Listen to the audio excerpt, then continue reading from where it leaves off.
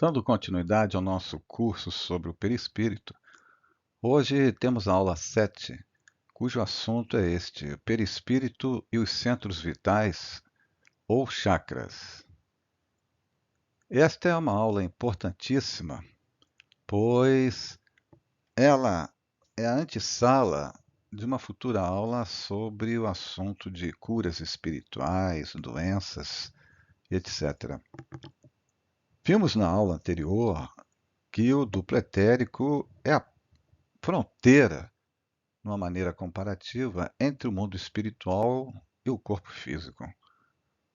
Os centros vitais, ou chakras, eles vão fazer a real ligação entre o perispírito e o corpo físico no que diz respeito a outras ligações existentes, mas os centros vitais, como estão dizendo, o nome centro vital, ele vai dar vida ao corpo físico pelas funções que exercem.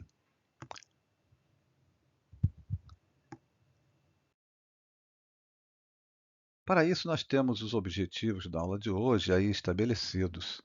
Conceituar e conhecer a localização, funções, propriedades e funcionamento dos centros de força ou centros vitais no perispírito, bem como os seus correspondentes no corpo físico.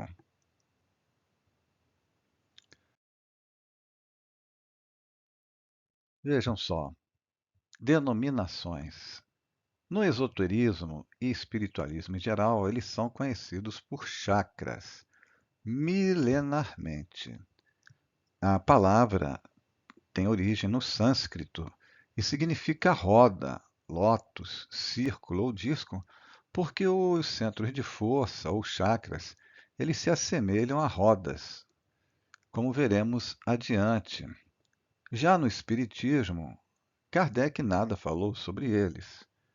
E André Luiz, no século passado, vem confirmar o que o esoterismo e espiritualismo em geral já falavam, mas ele entra em detalhes espirituais ainda não existentes nessa literatura tão antiga assim.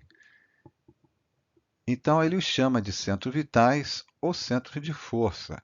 E em algumas ocasiões nas suas obras ele também os chama de chakras. Então vejam só, aí na lauda esquerda tem a nossa antiga e conhecida figura sobre uma obra artística para simular o que é o espírito, né? Uma centelha, uma energia.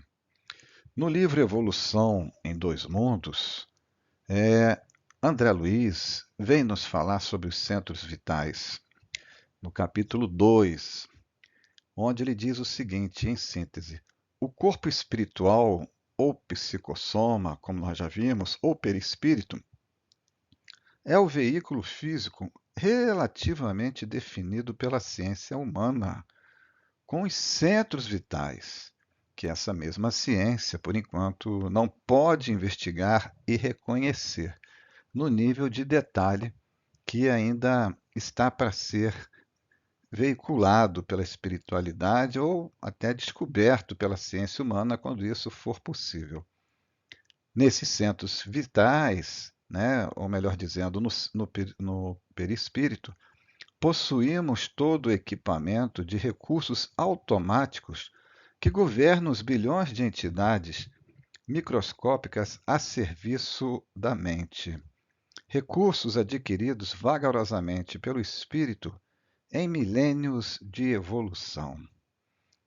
É assim, então, que a atividade funcional dos órgãos relacionados pela ciência médica terrena, identificamos os centros de força que vêm dar uma série de explicações, uma série de conhecimentos para que nós entendamos muitas coisas que às vezes eram chamadas de milagres.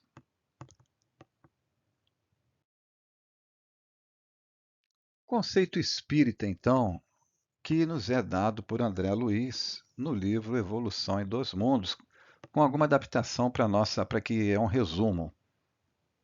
São centros de captação, armazenamento e distribuição da energia vital vinda de planos superiores e da natureza para o corpo físico, exercendo ainda o controle eletromagnético da fisiologia celular. Esse pequeno parágrafo diz muita coisa. Então vejam só, na figura central, nós temos aí as energias que chegam ao ser humano, vindas dos elementos naturais, a terra, a água, o ar, as matas, a natureza em geral e do Sol, das estrelas, do universo, que chegam ao ser humano. E chegam porque são necessárias. O corpo humano ele não funciona só por causa dos alimentos que nós ingerimos. Isso nós já vimos nas aulas anteriores. Temos aí o duplo etérico que nos traz a energia vital, o princípio vital para vivermos. Mas ainda durante toda a nossa existência, nós vamos precisar dessa energia que está fora do corpo. Ela é extrafísica. E cabe então aos centros vitais, como está escrito aí, captar essas energias, armazená-las, transformá-las e distribuí-las. Tá? E os centros vitais ainda vão exercer um controle em todo o corpo humano, como veremos. No laço esquerdo, temos aí os centros de força, chakras ou centros vitais. Vejam que todos eles têm um correspondente oposto.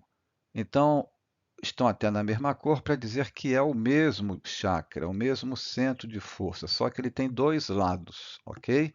Exceto o coronário, que é o primeiro lá em cima, que está em roxo, e o básico. O básico não é continuidade do coronário. E na nossa direita tem um trabalho artístico mais elaborado sobre esses 7 principais centros de força.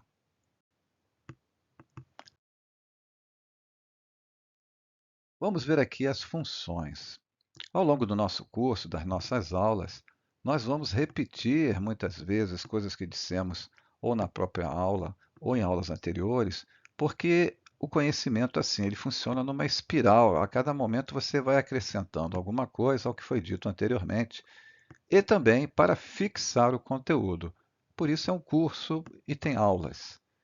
Funções, então, são transformadores de energias de planos superiores, como falamos anteriormente, tornando-a mais sutil para poder ser utilizada no corpo físico, porque as energias que vêm são extrafísicas, elas são sutis e as energias do corpo humano são densas. Os chakras controlam eletromagneticamente a fisiologia celular. Vão até lá a célula humana e controlam tudo que acontece lá.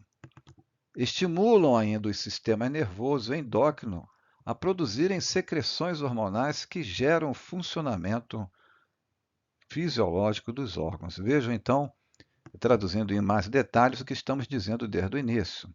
Agora aqui no último item vem um detalhe fundamental que temos batido em várias aulas. Mas aqui, sobre o funcionamento desses centros de força, tem uma conotação diferente. A energia mental, no sentido da qualidade, se é boa ou ruim, do espírito está ligada ao seu bom ou mau funcionamento. Então, a maneira como nós pensamos e sentimos, os nossos centros de força funcionarão bem ou mal. Isso já está até comprovado pela ciência da saúde, em que já está provado, como eu disse, que a maneira de você pensar influi na sua saúde. Hoje isso já é de notório saber na área da saúde, inclusive do público em geral.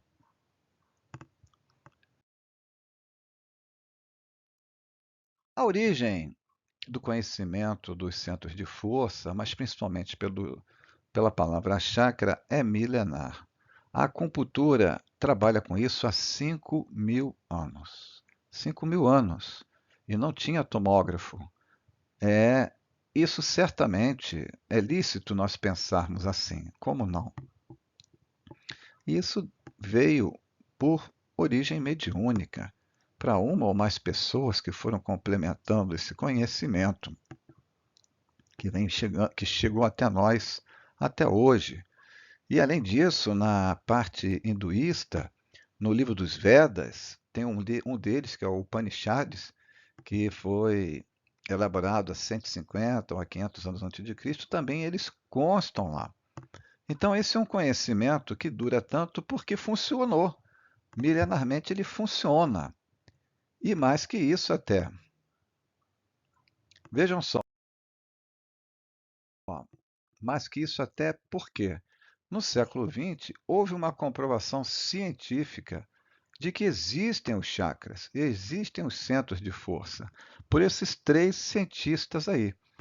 Começando com Kim Bong-han, que ele injetou fósforo radioativo em um conjunto de pontos de acupuntura e acompanhou o caminho que esses isótopos fizeram. E ele percebeu que, ao invés de se espalharem pelo corpo, eles se concentraram naqueles pontos da acupuntura. Foi uma primeira prova.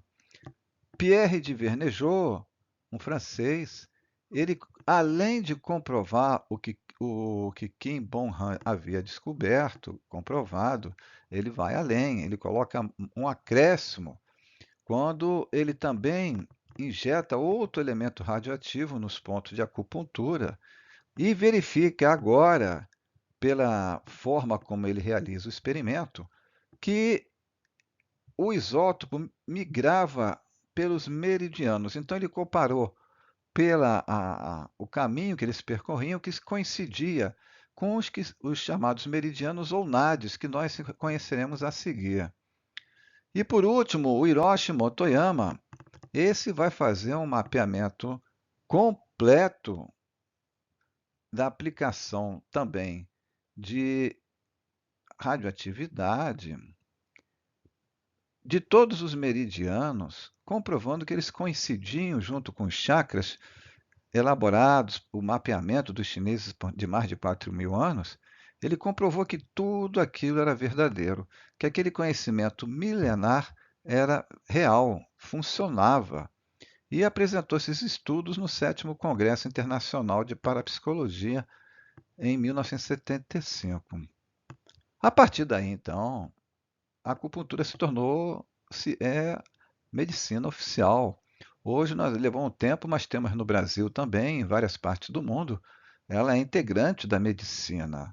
Ninguém questiona a acupuntura e o seu método, os seus chakras, os seus acupontos, os menores, estão aí trabalhando em benefício da humanidade, agora no Ocidente, esse tempo do século XX para cá. A figura aí, as figuras ficaram reduzidas, mas dá para, com esforço, verificar as menores, os nomes. Vejam só, a localização desses centros de força ou acupontos. Nós veremos a diferença depois. São mais de 750, dos quais 365 fazem parte de um circuito composto por aqueles meridianos que eu me referi anteriormente, ou NADs, que são canais de transmissão de energias.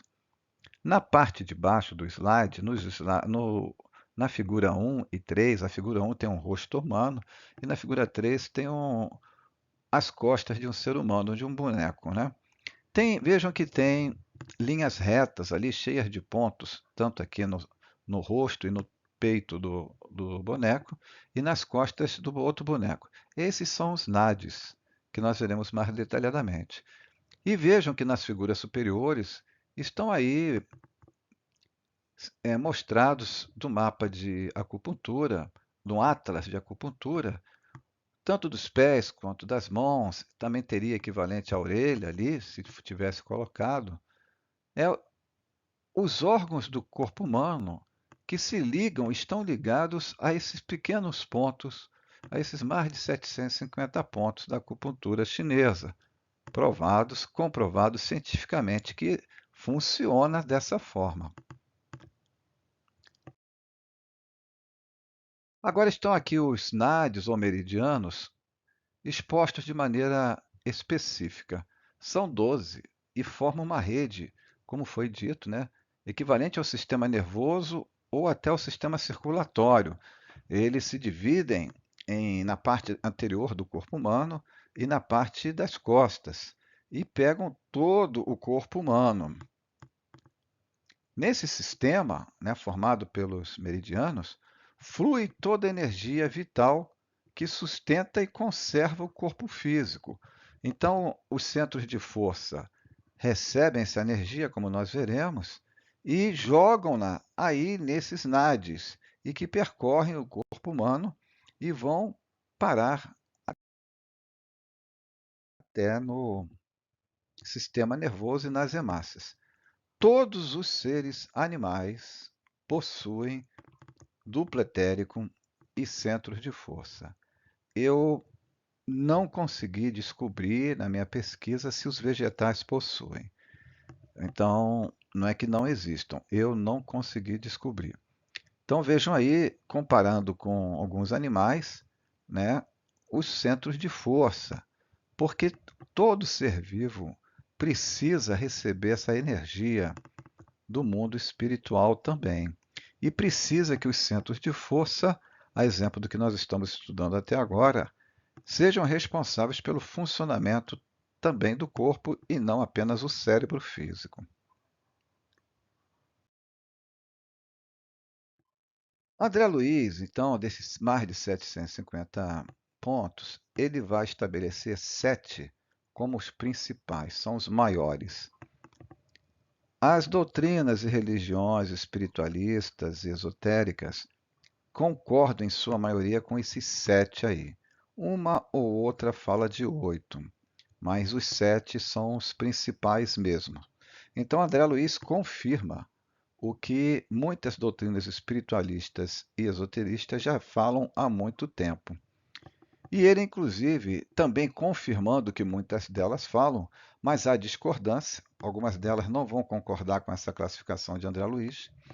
Ele vai dizer que o coronário, que é o chakra que fica em cima da cabeça, depois vem o frontal cerebral, na testa, e que o espiritualismo, em geral, chama também de terceiro olho.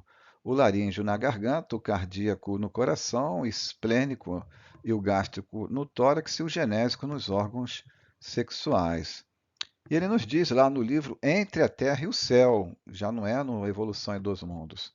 O perispírito está intimamente, aí que está a afirmação dele, que são 7.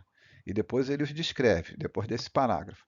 O perispírito está intimamente regido por 7 centros de força, que se conjugam nas ramificações, que se encontram nas ramificações dos plexos e que, vibrando em sintonia uns com os outros, há um influxo do poder diretriz da mente. Veja que a mente, como nós falamos anteriormente, é ela que estabelece a harmonia e a sintonia do funcionamento de tudo.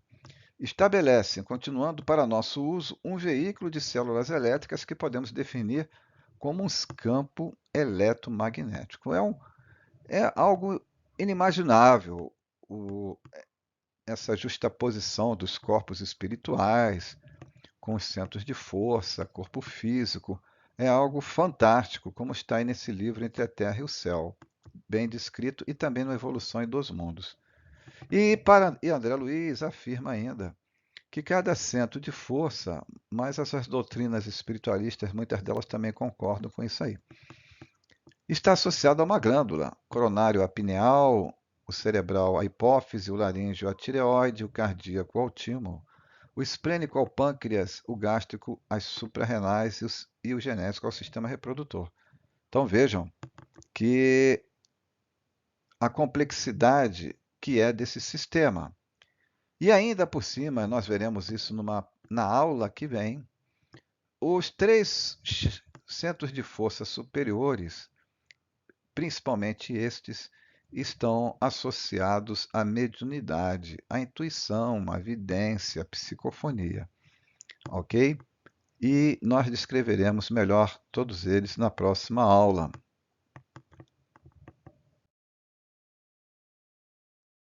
Forma e funcionamento.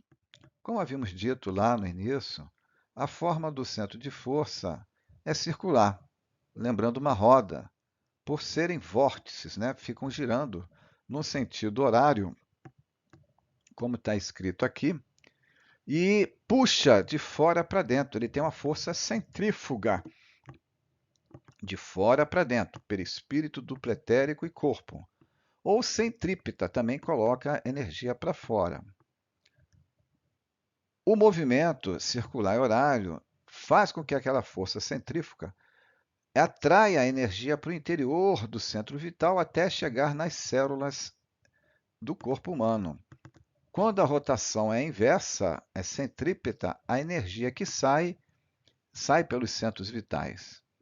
Num corpo saudável, então, todos esses vórtices giram a uma grande velocidade, ampliando nossa percepção espiritual. Os pensamentos mais as emoções positivos aumentam essa velocidade, esse movimento, esse funcionamento do centro de força. E os negativos o diminuem, inibindo ou bloqueando. E disso resulta a doença. Cada centro de força possui uma tela que o protege, como se fosse um filtro das energias que chegam também.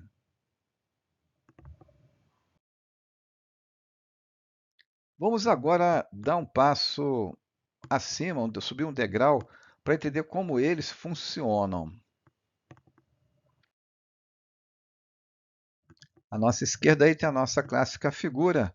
Não nos esqueçamos da figura de um slide anterior, que mostra que os chakras ou centros de força, eles têm um simétrico do outro lado, né? Não só de um lado, não. Então vejam o que nos diz André Luiz também no livro Missionários da Luz. A cada minuto, vindo de estrelas e planetas, sobre os encarnados descem bilhões de raios cósmicos, raios solares, caloríficos e luminosos.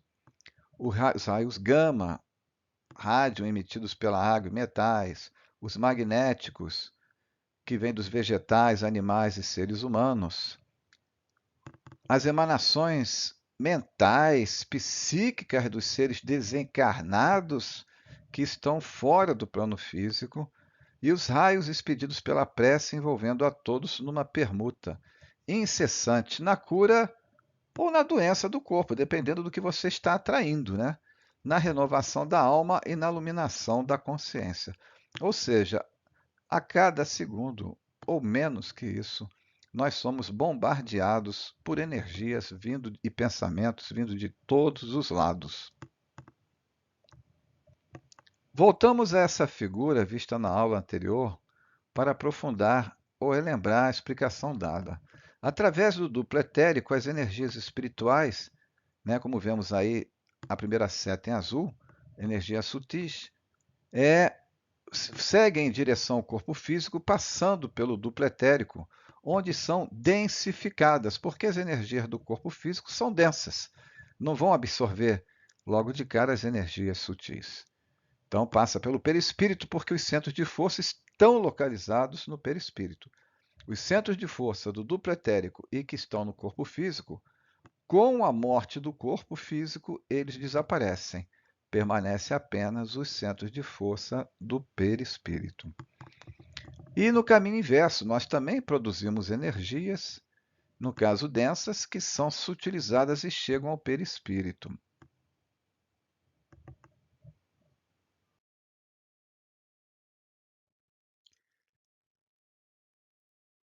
Essas energias vêm do chakra coronário, aquele primeiro lá no alto da cabeça, e descem por todos os meridianos. Vejam só na figura central, né? Chegam no chakra, estímulos energéticos são metabolizados pelo duplo etérico, vão para os nadis ou meridianos, atingem o sistema nervoso, o sistema endócrino e o sistema circulatório. Como está escrito aí embaixo, a energia flui para baixo, passando do centro coronário para os outros centros de força, por intermédio dos meridianos ou nadis, os quais são finos filamentos, formando uma rede de energia vital no corpo à semelhança do sistema nervoso e circulatório. Miramês, num outro livro, confirma isso. Aqui nós fazemos questão de, como é uma aula, é uma referência, para que não fique como opinião de quem a está ministrando, a gente faz questão de dizer onde está escrito isso. Então, todos os centros de força transferem suas energias uns para os outros, chegando até as glândulas endócrinas. Por seu turno, enriquece o sangue, mantendo vivo todo o mundo celular para que a vida se expresse no fulgor que lhe é próprio. Então, vejam que, dentro da ciência espírita, dois espíritos, em épocas diferentes, por médios diferentes, trazem o mesmo conteúdo. E aqui é o destino final das energias que passam pelos centros de força. Atingem os plexos nervosos, que são em número de 4. O cervical, o braquial, o lombar e o sacro. São estruturas organizadas em forma de rede, né?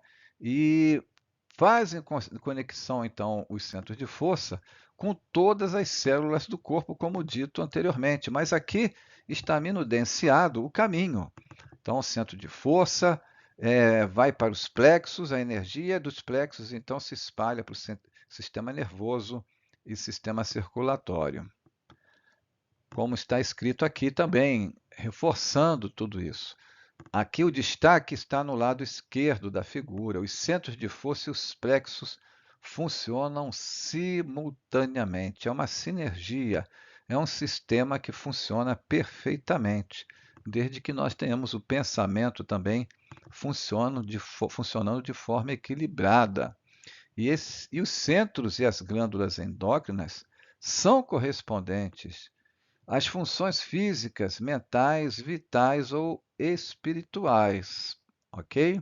Então vejam esse todo energético aí detalhado à medida que a gente vai passando os slides para uma compreensão mais apurada do porquê recebemos essas energias. Enfim, absorvidos e metabolizados, os fluidos circulam pelos diversos centros de força em movimentos circulares, de expansão e contração no sentido vertical e horizontal, e canalizados segundo o padrão vibratório de cada pessoa. Mais uma vez está aqui reforçada a ideia da harmonia do pensamento. Cada centro vital possui uma frequência de vibração diferente do outro. E essa frequência será cada vez maior conforme a nossa evolução moral. E todos, né, nesse caminho, perispírito dupletérico plexus, eles vão se ligar também. Quando a gente fala sistema nervoso, a medula espinhal é o canal onde todo o sistema nervoso flui. As energias se concentram muito aí na medula espinhal. Agora nós vamos falar de um problema que costuma acontecer, sim, é normal até que ocorra, porque o nosso pensamento ele não é tão elevado assim, nós somos seres em evolução. Então vejam, os chakras são passíveis de serem desequilibrados dependendo do teor dos nossos pensamentos e sentimentos. Quando vivemos apenas para obter prazeres do corpo, aumentamos os estímulos, né? Hiperestimulamos os chakras fisiológicos que estão ligados a esses centros, o do tórax, o genésico, né? Desfavorecendo aqueles superiores lá, o coronário, o frontal e o laríngeo, que são ligados mais à parte superior espiritual. E assim nós congestionamos as energias nos centros de força. Então, vejam só, nós não apenas pelo prazer, mas também, como ele diz aí, da mesma forma, quando reprimimos os chakras fisiológicos, devido ao puritanismo, quer dizer, não é um desenvolvimento natural, eu não faço porque é proibido, porque não pode, porque é religião. Então, na realidade, você vive um conflito entre o teu inconsciente e o consciente. Há um desequilíbrio, origem de muitos problemas psicológicos, né? E acabamos estimulando pouco, hipoestimulamos os chakras, de modo que a energia também se torne inibida. Vamos detalhar tudo isso. Vejam só, na figura da esquerda, Os bons sentimentos permitem grande produção de fluidos vitais e mantém as telas dos chakras limpas, permitindo grande fluxo de fluidos vitais. Embaixo é o oposto. Vejam que o chakra está mobiliado de uma nuvem que é de energia negativa. Então, os maus sentimentos, os prazeres, a vida, não é que você não tenha que ter prazer. O problema está no desequilíbrio e não no equilíbrio. Não é proibido beber, não é proibido fazer sexo, não é nada disso. O problema está no desequilíbrio. Dificulta a produção de fluidos vitais e obstruem as telas dos chakras, dificultando o fluxo de fluidos vitais. Na figura central, nós temos aqui uma concepção artística produzida pela vidência mediúnica dos chakras desequilibrados, né? A deformação que muitos deles adquirem por este desequilíbrio, ou pelo excesso de estímulo, ou pelo bloqueio. E na figura da direita estão aí, quando vocês veem uns jatos saindo do corpo, é aquele momento do que nós vimos lá no outro slide, em que o chakra ele está girando no sentido anti-horário, colocando para fora a energia que deveria estar entrando. A pessoa vai perdendo vitalidade, vai ficando doente, porque o chakra está desequilibrado. E ao redor também essas nuvens de energias negativas criadas pela pessoa, seja pelo mau uso dos chakras ou também como consequência do pensamento. Tá? Isso aí, numa aula sobre doenças, nós falaremos detalhadamente sobre isso. Então vejam, continuando a distúrbios do funcionamento, a cor, cada chakra tem uma cor, por causa que eles giram numa velocidade diferente, né? E quando ele está desequilibrado, a cor muda. Médiuns com uma capacidade mediúnica elevada, eles conseguem até olhar para você e saber onde que está o chakra com o problema.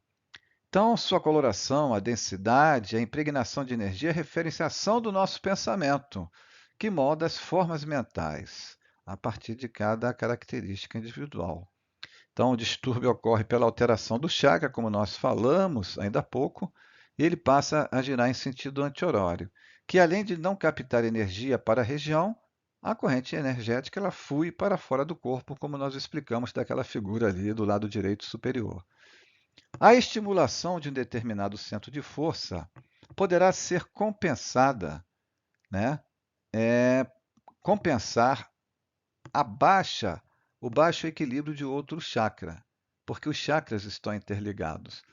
Isso, com o tempo, pode acontecer, além de amenizar o mau funcionamento daquele chakra, mas persistindo o grau de desequilíbrio, o que vai acontecer? Outro chakra também ficará desequilibrado. Então, qualquer disfunção, distúrbio de funcionamento do chakra, vejam só na figura à direita inferior, ela vai afetar as glândulas correspondentes, os plexos correspondentes, vai afetar o sistema circulatório e o sistema nervoso também. Então, estamos falando de desequilíbrios já alguns slides. Então, há dois grandes tipos de desequilíbrios, o da inibição e da congestão. Inibição é quando a energia não é absorvida e há um bloqueio, há uma baixa rotação do chakra. A energia ela não entra direito, vamos colocar assim, né? E gera uma inércia, uma depressão, cansaço, sonolência, porque a pessoa está perdendo energia, não está recebendo energia. E a congestão é o oposto, quando há um acúmulo de energia. Mas como é que vai ter acúmulo? É quando a pessoa se vicia. Vamos pegar aqui um exemplo bom, que é o do sexo. A pessoa que é viciada em sexo, ela vai congestionar o chakra genésico, né? Ela vai criar uma hiperatividade e vai trazer problemas para essas regiões genésicas, útero, sistema reprodutor masculino, feminino em geral, né? Vai produzir hipertensão, um aumento da secreção dos ácidos, porque tudo isso vai para o sistema circulatório e nervoso, né? Veja o que diz André Luiz sobre esse assunto, então, no livro Entre a Terra e o Céu. Tal seja a viciação do pensamento, tal será a desarmonia no centro de força, que reage em nosso corpo a essa ou aquela classe de influxos mentais. Mais uma vez, reforçando o que estamos dizendo sobre o pensamento. Os vícios, então, ativam negativamente um centro de força, fazendo com que, para poder continuar sua função, ele puxe para si as energias de outro, como explicamos. E isso pode ser compensado por uma outra estimulação, pelas atitudes boas, que estimula o centro de força cardíaco responsável pelo controle dos sentimentos, compensando ou revitalizando um outro centro de força enfraquecido. Mas isso é apenas uma parte da solução. Veremos a seguir como isso pode ser resolvido melhor. Ainda sobre o distúrbio nas circulações de energia, fazendo um fechamento. Então, nos centros de força, no seu bom ou mau funcionamento, estão a sede, a origem das doenças, dos distúrbios que, no momento próprio, né, fazem com que os micro-organismos que temos em nossos corpos e outros que serão criados se multipliquem desordenadamente e comecem a tomar conta do corpo, gerando as doenças e até as perturbações psíquicas também. Quanto mais energia deixamos fluir, com os chakras funcionando corretamente, mais sadios seremos. Por isso é importante normalizar o fluxo de energia que pode estar inibido ou congestionado. Tudo tem solução, tudo depende da vontade. As doenças são causadas por um desequilíbrio de energia que encontra aumentada ou diminuída por uma obstrução do seu fluxo. É assim que a enfermidade, como desarmonia espiritual, sobrevive no perispírito. Então, a desarmonia que nós criamos no corpo acaba, como nós já vimos o funcionamento dos centros de força, a origem deles está no perispírito, acabam indo parar no perispírito. Tá? Pegando um exemplo de muitos, não quer dizer que todos os problemas que eu vou citar agora tenham a mesma causa. Uma pessoa que tem uma cirrose aqui por ser viciada em álcool, ela vai afetar o chakra no perispírito equivalente. E na próxima encarnação poderá, vejam só, poderá nascer com um problema de cirrose. Ainda criança, né, ou na adolescência, ainda isso aparecer sem nunca ter tido uma causa para tal fim.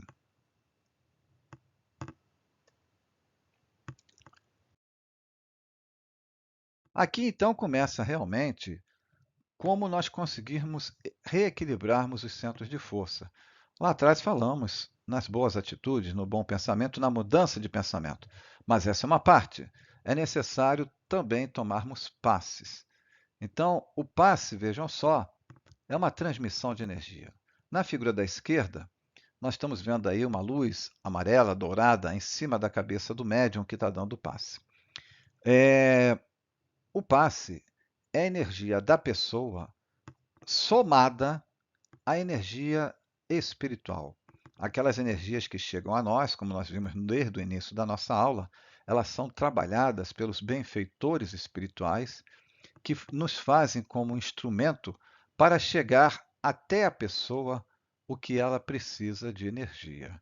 E aí está então, entra pelos chakras da pessoa e vão atingir todo aquele caminho que nós já falamos. E é feito um alinhamento dos chakras também, que os chakras desequilibrados ficam desalinhados, e há uma higienização.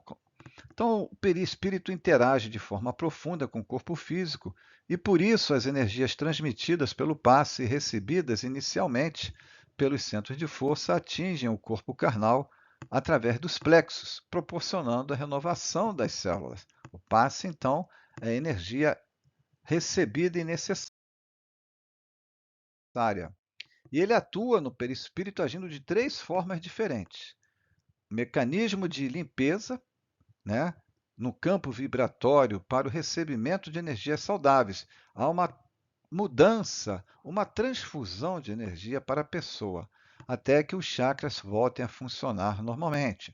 Os chakras também, além de limpar os chakras, a energia transmitida pelo passe, além de fazer essa asepsia, essa limpeza, ela revitaliza o chakra doentio do paciente e dispersa os excessos, né, que estão lá na pessoa pela forma dos passes que são dadas na pessoa que procura este socorro. Lembramos aqui que chakra em desequilíbrio nunca é causa, mas consequência do quê? Da maneira de pensar, de sentir, do agir da pessoa.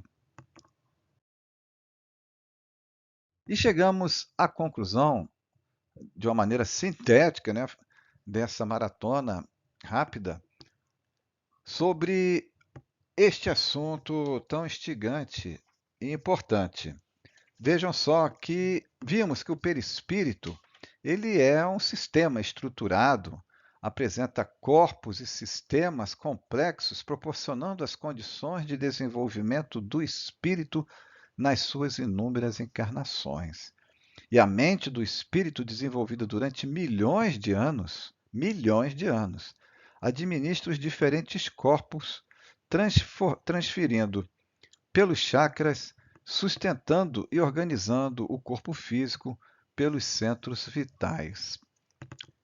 Daí nós entendermos também o que Jesus quis nos dizer de uma maneira diferente pela doutrina, por esse estudo e outros anteriores que já fizemos, com essa frase: faça brilhar a vossa luz. Ou seja, evolua espiritualmente, que as suas energias vão deixar o seu corpo saudável, a sua mente, o seu sistema nervoso, o seu modo de pensar e de sentir também. Aqui estão as referências bibliográficas para que as consultem. E aqui está o assunto da